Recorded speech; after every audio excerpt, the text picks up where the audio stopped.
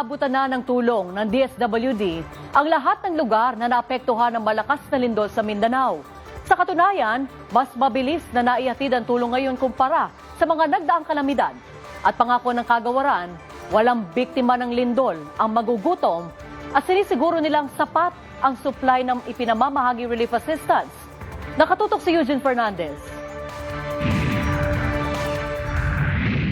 Walang magugutom sa panahon ng sakuna. Yan ang tiniyak ng Department of Social Welfare and Development sa mga apektadong residente ng lindol sa Southern Mindanao. Ayon sa DSWD, naaabot na ng tulong ang lahat ng apektadong lugar matapos ang pagbubukas ng ruta papunta sa munisipalidad ng Glan sa Sarangani. Na-isolate kasi ang lugar kamakailan dahil sa epekto ng lindol. With the opening of the road, mas mapabilis natin. Our target for Glan is 60,000 family food packs in the next 4 days. So yun po yung ating dispatch plan with open na yung ating ang daan papuntang Glan. So this to ensure na tuloy-tuloy yung ating panbigay ng pagkain sa mga affected families.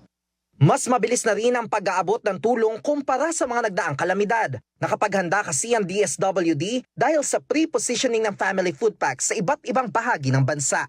Nang tumama nga ang lindol, may higit 1 milyong family food packs ang nakahanda para agad na maipamahagi sa mga apektadong komunidad. Patuloy rin ang pag-deploy ng mga ready-to-eat food, non-food items, tent at mobile storage units habang pinalalakas ang koordinasyon sa pagitan ng mga tanggapan ng pamahalaan upang mapabilis ang paghahatid ng ayuda. Sa kasalukuyan, 20,780 family food packs na ang na-distribute ng DSWD, 4,211 ready-to-eat foods at 1,546 non-food items. Expect natin mag-increase pa to the next 2 to 3 days. Bukod sa mga food and non-food items, inaasikaso na rin ng DSWD ang distribusyon ng cash assistance sa ilalim ng AIX program. Tinututukan din ng DSWD ang emotional interventions para sa mga apektado. Aabot sa 2.3 billion pesos ang allotted budget ng pamahalaan para sa pagbibigay ng tulong sa mga apektado ng Mindanao quake. Kami po ay confident na handa ang DSWD sa direktiba po ng ating Pangulo at ni Secretary Rex na tiyaking ligtas at hindi po napag-iiwanan yung ating mga kababayan at may protection sa baba.